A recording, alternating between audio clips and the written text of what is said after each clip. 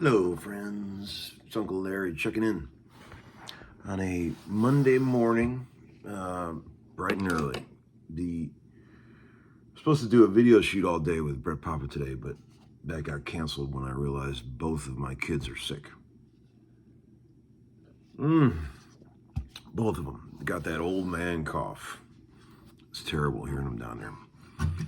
Gave them some Motrin, got them propped up in front of the TV.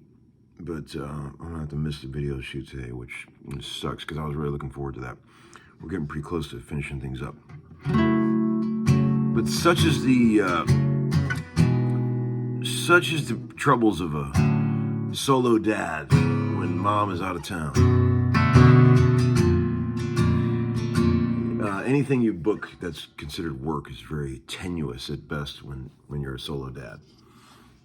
The days you book are they're merely just a suggestion that you might be able to go. So many things that can go wrong, you know, a kid can get sick, you have to call and pick them up at school, but it's tough. But it's all right. I'll have a good day hanging out with them. I actually enjoy days when they stay home. I enjoy it. We always have a good time. Hope everybody's doing great out there. I don't really have any VCB to answer, but I was going to show you a couple of cool acoustic guitars.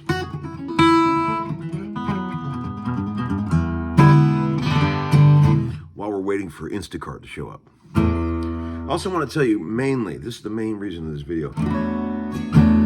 That's cool voicing.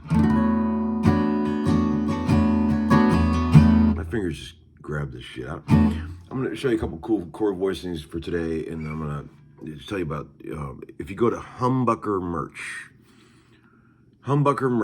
that's where all the new t-shirts are for the Homeskoolin program. There's a guy over there in England called Gavin Bell who's doing a fantastic job designing all the shirts. You know, all the crazy shirts you've been seeing me wear lately, like Uncle Larry's Trading Company and Vote Larry and Music is So Much Better Now and all those. They're all available on that site. That guy doesn't mess around. Prompt shipping, nice comfortable t-shirts. Good merch, friends. I'll put a link for Humbucker merch, but there you go.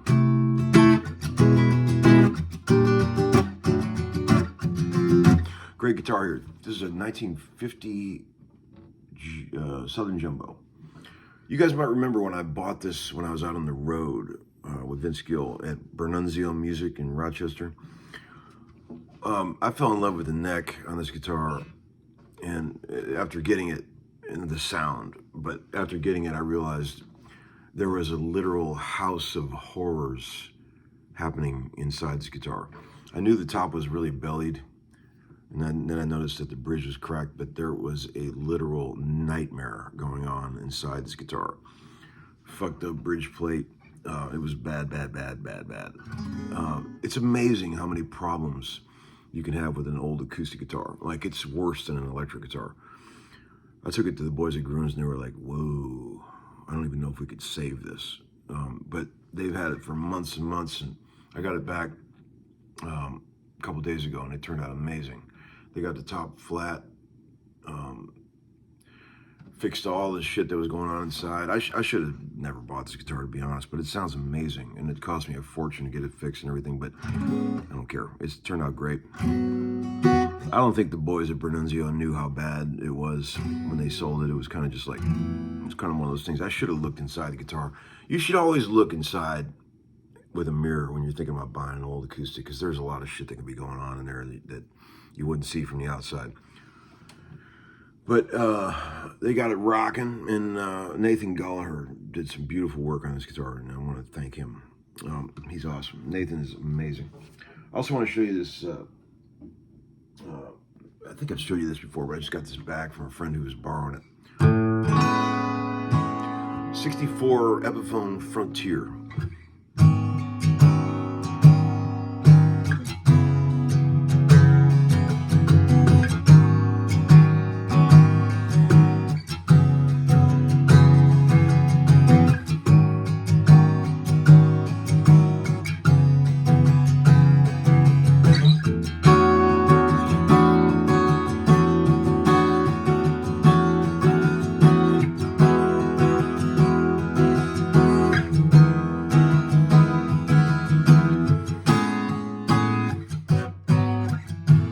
Okay, so that first thing I was playing in this video was an old Uncle Larry composition called, we used to play it back when I was doing those Plexi Soul shows when I had my own band. We used to call it Uncle Larry Needs Your Help, because that was the video it was taken from. And it was a good illustration of these chords that I love to use, where you play like a major 7 chord, like in the key of A, which would be 5th fret, and then you don't play the A string, and then you play the 6th fret on both the middle strings. Open B string, and then you put a G sharp on top.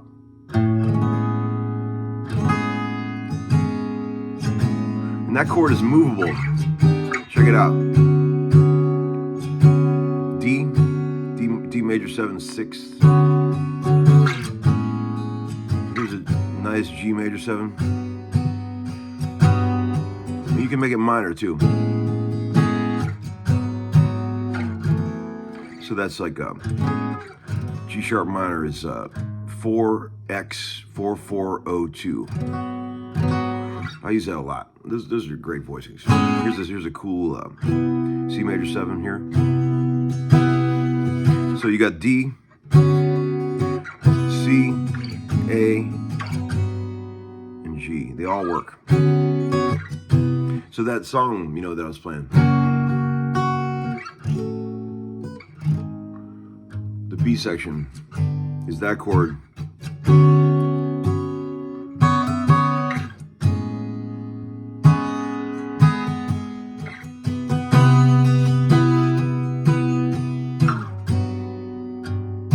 Pretty sexy, right?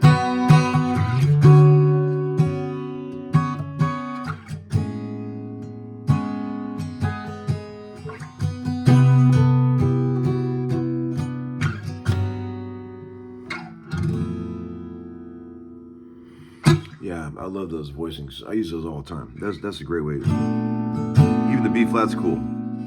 F's cool.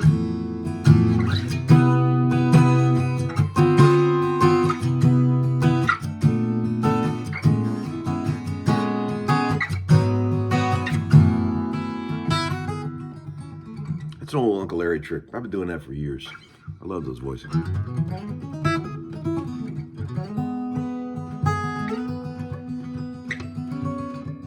What was the name of that website I told you to look at? Humbucker Merch. Check it out. English boy over there is working his ass off to try to make you guys happy. So check him out.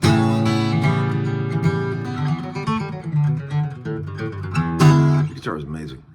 Heavy as hell, but it sounds incredible.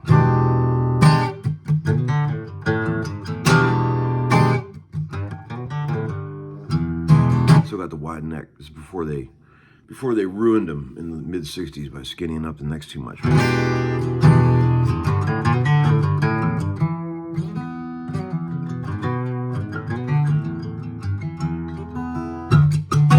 Well, I lost a little bit of money last night on that Steelers game. I took the Steelers +3. They looked amazing in the first half, and then their defense completely went to hell in a handbasket in the second half. They weren't even on the field. The Packers were just scoring at will in the second half. That was crazy, man. I don't know what the hell happened. They make halftime adjustments. When the Packers got their ass whipped in the first half, they went into the locker room and they must have said something like, "Boys, if you don't get out there and whip some ass, you're all going to get fired." And they sure enough did.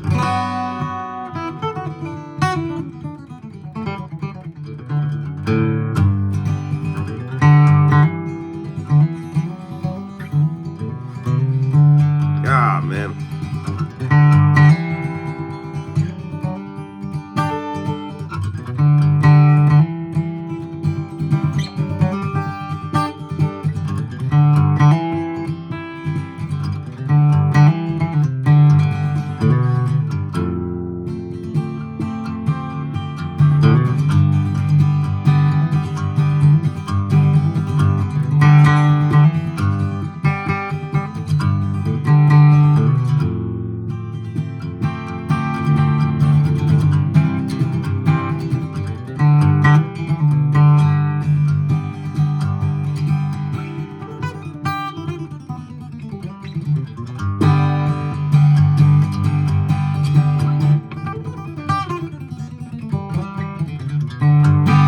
stole that lick from Gus. That one right there.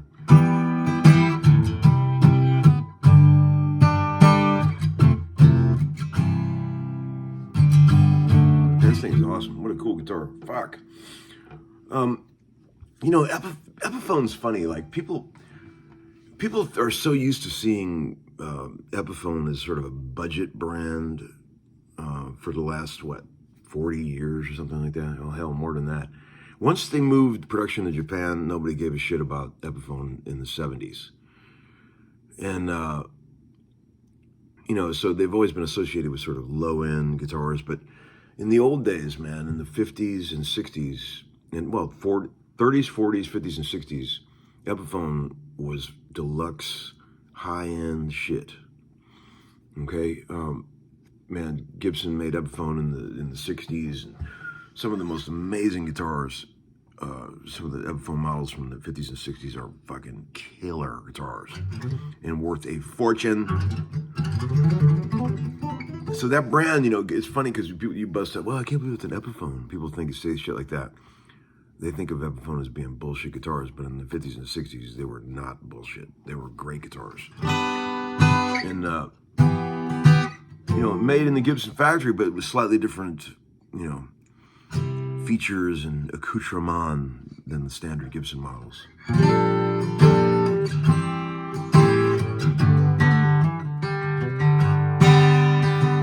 There's a couple of old Epiphone models I've always lusted after, but I've never been able to find one. I'd like to find an old Epiphone Sheraton that still has the wide nut. It's really, those are hard to find. With the mini humbuckers shaped like a 335. And I also have always wanted one of those black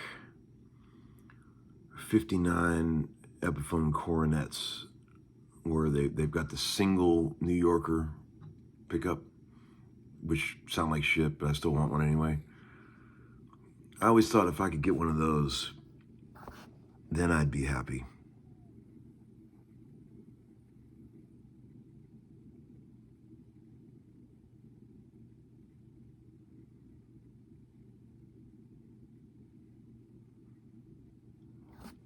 Okay.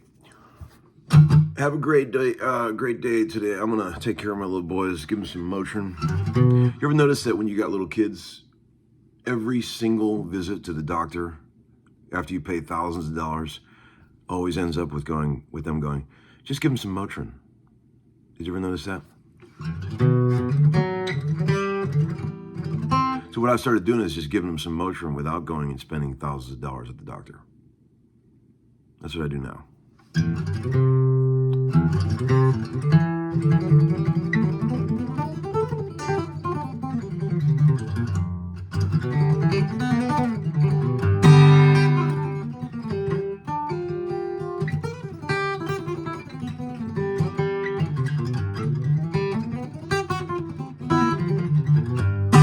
All right, friends, have a great day. See you soon. Bye-bye.